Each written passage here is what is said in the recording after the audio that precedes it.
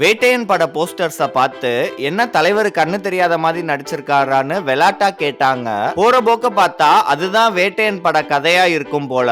First சிலர் ரஜினி பிளைண்டா நடிச்சிருக்காருன்னு ஒரு பிட்ட கொளுத்தி போட்டாங்க.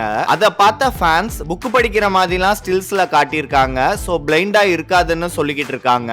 எனக்கு தெரிஞ்சு ரஜினி என்கவுண்டர் ஸ்பெஷலிஸ்டா மாஸ் காட்டுவாரு. ஒரு பொண்ணோட கொலைய பார்த்த ஒரே ஐ விட்னஸா ரஜினி இருக்கப்போ அவரோட கண்ணை வில்லங்க குருடாக்கிடுறாங்க.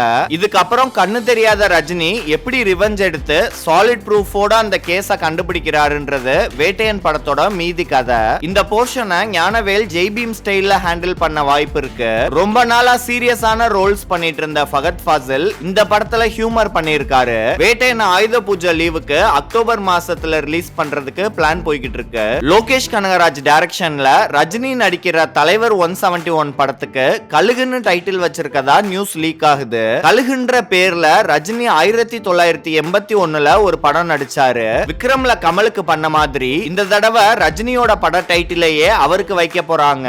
ஹாலிவுட்ல வந்த பர்ஜ்ன்ற படத்தோட கதை தான் தலைவர் 171 பேசிக்கிறாங்க.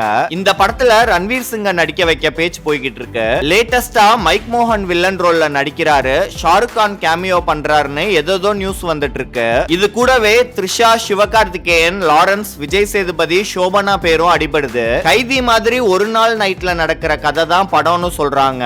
காஸ்டிங் இவ்வளவு இருக்கத பார்த்தா பர்ஜ் கதை மாதிரி தான் தோணுது. இந்த படத்தோட டீசரை அனிமல் டைரக்டர் பார்த்துட்டு அதை புகழ்ந்து இருக்காரு.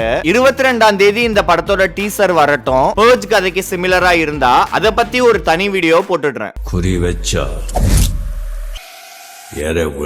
இது மாதிரி வீடியோஸ் அண்ட் மூவி ரிவ்யூஸ் பார்க்கறதுக்கு மூவி பட்டியை சப்ஸ்கிரைப் பண்ணுங்க.